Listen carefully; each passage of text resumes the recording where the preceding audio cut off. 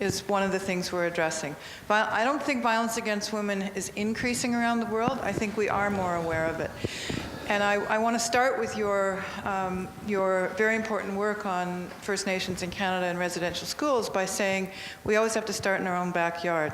So we look at the issue of missing and murdered Aboriginal women in Canada over 20 years, and your comments about leadership and the importance of leadership, we can see that the current government in this country is not taking leadership on addressing that issue, where there's been calls to have a national inquiry, or rather we actually need a national plan of action. But further to the people who are not there, the women who are being raped and murdered around the world are coming to our attention more, not just because of social media, but because of 3, 4, 5 decades of women's movements who've been working on this issue that are bringing that issue to the forefront.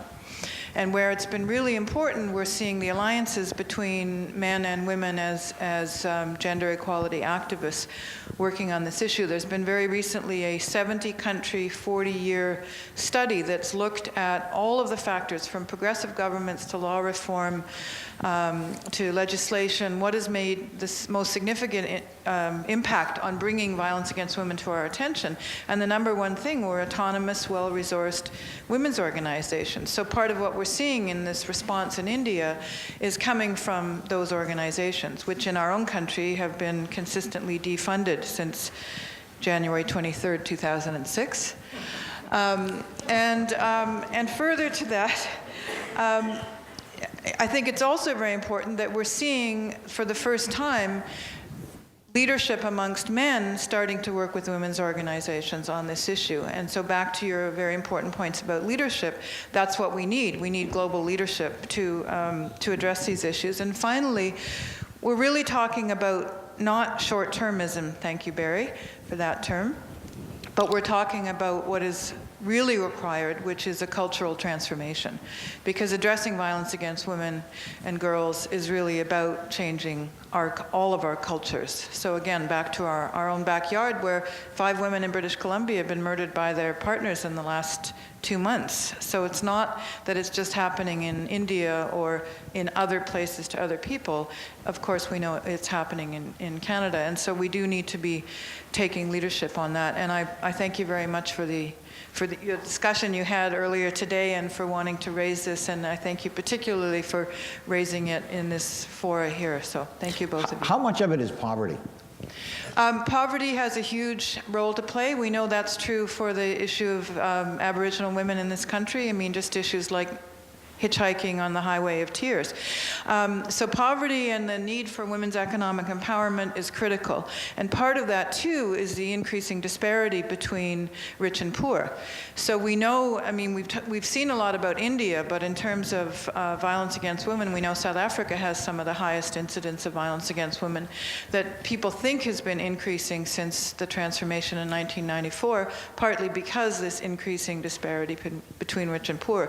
And so looking at gender equality coupled with women's economic empowerment and men's economic empowerment, because the case in point in India was very much not the Dalit murders 2 weeks ago, but the Jyoti Singh Pandey case a year ago, very much had to do with underemployed, underclasses of men seeking revenge against women who were stepping outside of their traditional roles and in fact becoming economically empowered. So there's a whole myriad of issues, but poverty certainly is a critical one. Thanks, Susan. Philip and Michelle, or Michelle. And then, Harry, I would like to go to you to talk a little bit about the residential schools question we were talking about. And then, truly, the floor is open. So think of your questions and come down to the mic. Philip?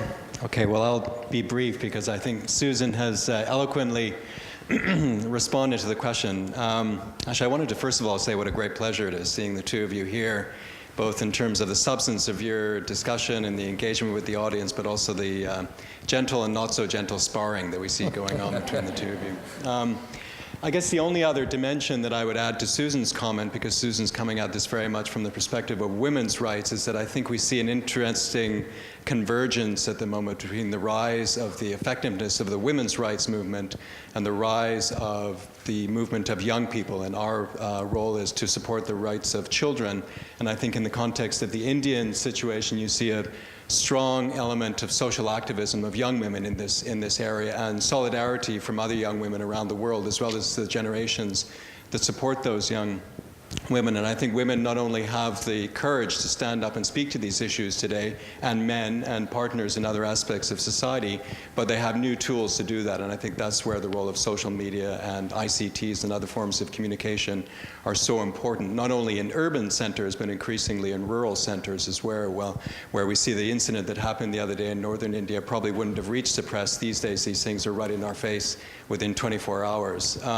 The other issue that I think is pertinent in the context of the conversation tonight is the convergence of the issues that you're speaking to. So this isn't just about women's rights. We're seeing the impact that global climate change is having on the movements of peoples, the tensions within societies, the way some people are feeling included and excluded from society, the violence that this is bringing about in terms of young men perhaps feeling that their own role in society is being challenged by women. And I think we need to look at this in a holistic way, which is, I think, what you're suggesting, as well as looking at the intergenerational importance of the challenge of short-termism. I think this is a really interesting focus tonight, because young people are very much at the cusp of the impatience, I think, of democracy, so much hope in democracy, but also wanting change more quickly, and also realizing that we need to look at the roots, perhaps, of our own humanity and the teachings that we can gain from Indigenous peoples and all of our own cultures to bring this conversation of young and old together.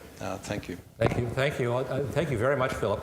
One of the things, Mr. Martin, that happened, which was really very interesting, is when I received this award for the Governor General, she had obviously read, she'd been online, as a matter of fact, and seen what Philip and Michelle's institute is doing. And she said, I would like to come out to Victoria and meet with the people in the institute. And I said, well, we would be delighted to welcome you. I thought that was the last I would hear of that. It was very polite of her to say this. About 5 days later, an aide called and said that Her Excellency is looking at changing her travel plans. She was coming out to do something at the base in Esquimalt, and she wants to meet with people in the center. I said, we can arrange that, but not the people at the top, this aide said. I want to meet at the people who are, working with youth, and the youth that people are working with. I mean, she wants to be at the coalface. She came in, and she spent the better part of 2 hours, I think, to the astonishment of a number of people in the university, that she would want to do that, but she loved it. So, extraordinary person, as we all know. Harry, and then I'm going to turn it open. Any thoughts on First Nation stuff? Not dams. Mr. Martin, it's a delight to see you here, and it's a pleasure to see you being so indignant in the papers about the state of the current Indian education bill. We've come an enormous distance in, I guess, 2 generations from the end of the residential schools shortly after the Trudeau white paper to a time when we're debating the finances, the structure, the content of Indian education, and the degree to which this would be entirely Indian controlled, and so on and so forth. Well, we've had an unfortunate series of political events in the last couple of months that have led to the, I think, probably temporary defeat of this bill. I know that I've just spent 5 years on the audit committee of the Department of Indian Affairs, and I know that the officials there and the deputy have spent an enormous amount of time on this.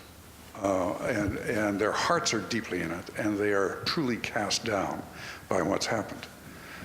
I remember Bernie Valcourt from the Mulroney government, and there's a country lawyer who really appreciates the law and so on.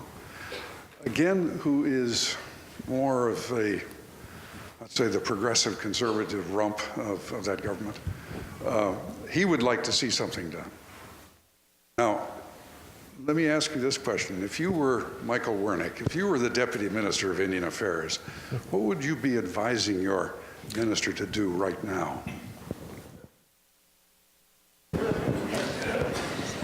Well, I know, Michael. Getting better and better. Yeah. No, this is, Harry, that's not what you were supposed to do.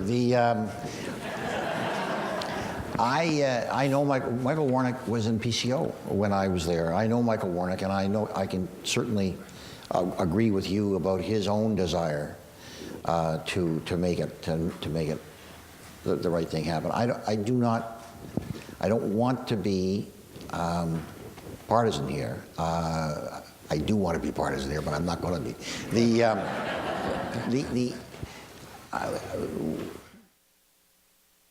I thought that I think Prentice understood. I think Chuck Strahl understood. I think all had hopes for Bernie Valcourt. Brian Mulrooney understood. I mean, Brian, you know, brought in the RCAP. Brian Mulrooney was very good. We all hoped that it would happen. It hasn't. I don't think there's any doubt that the government is engaging in a lot of wedge politics, and I think it's what happened to Sean Atleo. And I think that to be honest, you know, if you look historically, neither political party can basically say we were wonderful over the last 150 years. So I think there was a chance to really do something with Kelowna. It didn't happen.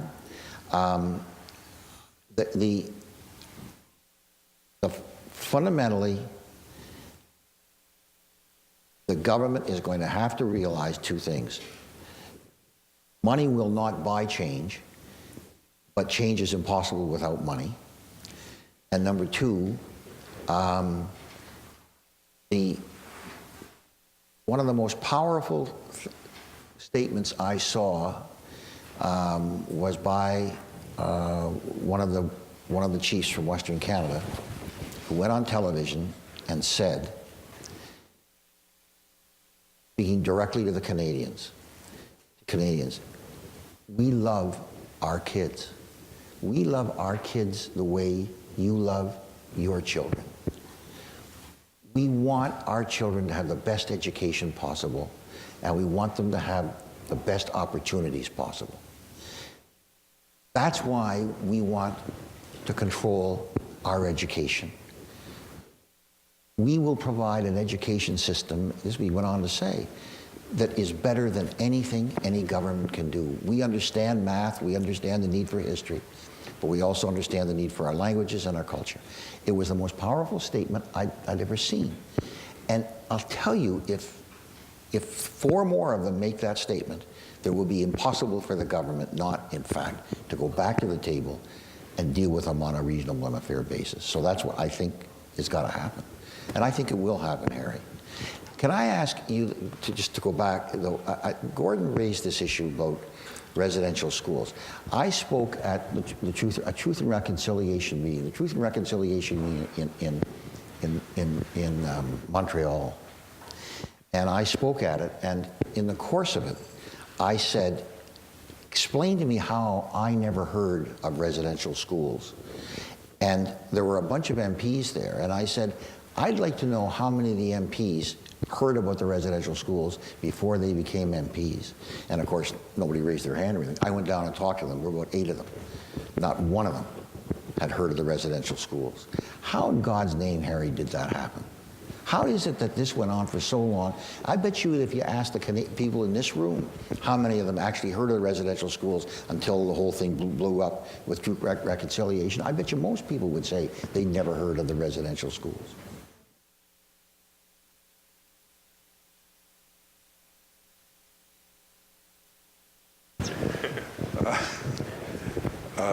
Obviously, not many people did know about that. One of the failings, I think, has been the mass media in this country, in the press. For a long, long time, it was easy to ignore all this. The Indian conditions in this country only began to really get into the public eye with the Hawthorne Commission report of 1967-68. That led very directly into Mr. Trudeau's reaction, which was, what? We're doing all this domestic colonialism, this is terrible, we shouldn't do it. And he and Mr. Chrétien published a white paper, which in effect said, let's do away with the Indian Act and all of these, Citizens Plus arrangements, and let's make them like the rest of us. followed immediately by Harold Cardinal's Red Paper of 1970, and that was the end of that. We had, in the next couple of years, a complete change in the way governments, not yet the population, but governments began to think about First Nations in this country. Calder, in this province, took a case to the Supreme Court, and the Supremes, after a lot of head scratching, said, well, we're not exactly certain that there are no Aboriginal rights. That was revolutionary. From that time onwards, from 1970 in the Red Paper, from 1973, there was a sea change in the way Ottawa, at the level of government, began to deal with Indian people. That's not coincidental. That's the time when the last of the Indian residential schools closed. Now, at that point, was there some broad realization that we weren't just taking these kids away from their homes? We were stealing their language. We were stealing culture. We were giving them the Western European version. No, not much. But as the 70s wore on, and the National Indian Brotherhood, the predecessor of the AFN, got organized, began to get a few headlines and so on, but it was sporadic. And then we had the long, dragged-out arguments about what would be in the Constitution, what would be in the Charter of Rights of 1982. Finally, a compromise on some words that have just employed lawyers ever since. The famous Section 35, existing Aboriginal and treaty rights are hereby affirmed, recognized and affirmed. Well, gosh, what did that mean? No content. Since then, parliaments have refused to add content to it, letting instead the courts to do the heavy lifting. But First Nations interests and rights really entered the public domain about that time, and got a heck of a kick forward in 1990 with the Oka affair. That was the one, never waste a good crisis, as you said. That was the one that brought this stuff to public attention. It was the Oka affair that was the predecessor of the Royal Commission, 3-year teach-in, and away we go. So now we have a world in which even a sometimes unsympathetic prime minister will make an apology in the House of Commons, in which there is a broad recognition that what we have is intolerable and has to be fixed. The problem, in part though, is not some great matter of social will or anymore social knowledge, because we all do know about this stuff. It's how do you get from here to there? What concrete steps need to be taken? Thanks, Harry. Thank you, Harry.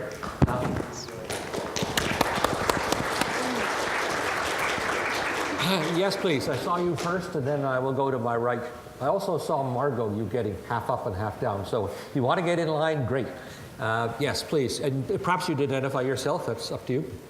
My name is Jane Brett, and I'm interested very much in the Indigenous issues that you're talking about.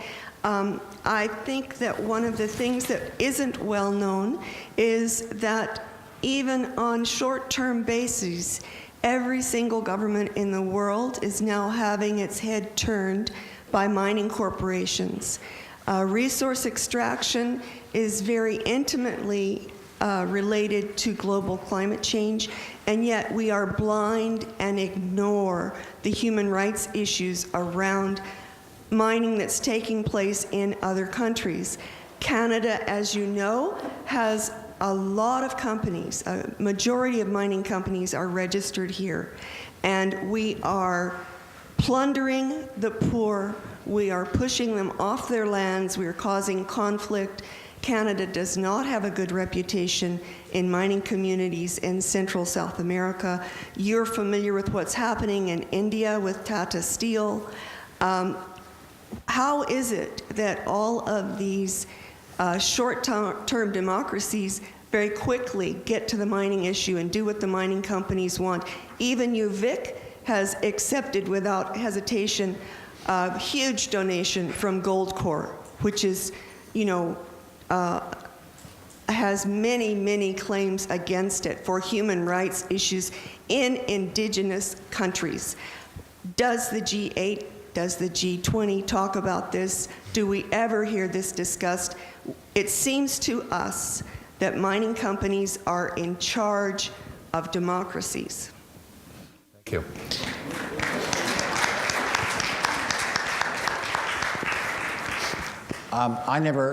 I have, in my 20 years, I've never been at I have been at one international meeting where, in fact, indigenous rights of any kind were talked about. It was at a meeting in Argentina. It was an APEC meeting in Argentina, and the AFN happened to be having a meeting down there at the same time.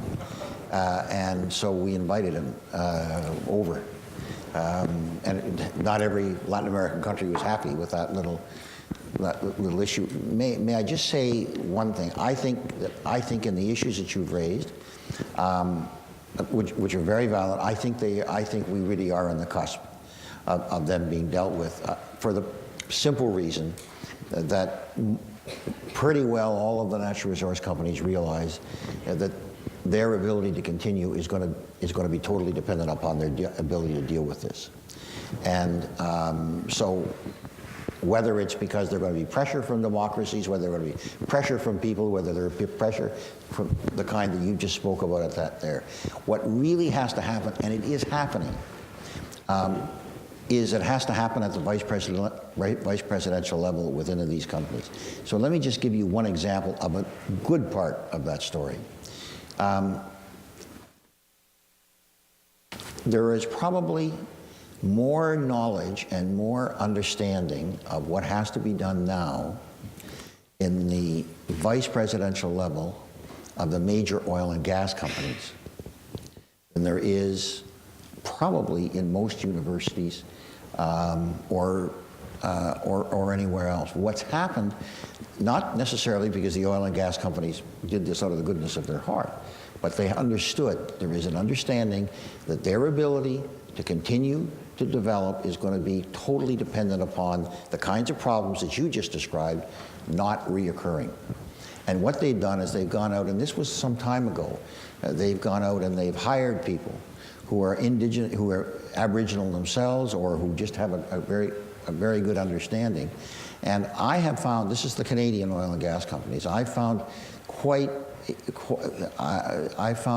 a really very strong level of knowledge and understanding, and I have to think this is going to extend to the mining companies. We're going to continue to develop resources. We're not going to stop doing that.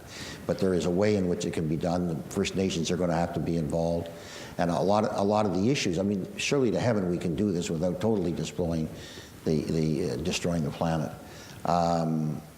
So I guess what I would say to you is,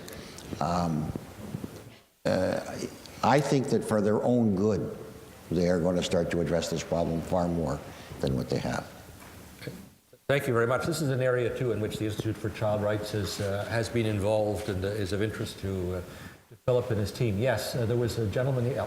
Yeah, just if I could, a brief comment on that last point is that one of the prime reasons I believe for these trade agreements that we're establishing with Latin America is for investor protection, investor rights.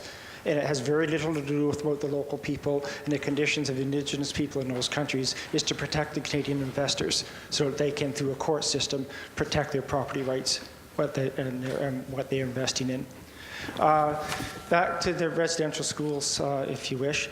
I guess I have an interesting perspective. I attended one of the constitutional conferences that Joe Clark held back in the early 1990s around the Charlottetown Accord. And I had just finished, a year or so before that, a study. I was living in Yellowknife at the time. And I just finished a study of a review of 5 years after the Native Employment Program in Northwest Territories. And it was hard to say why.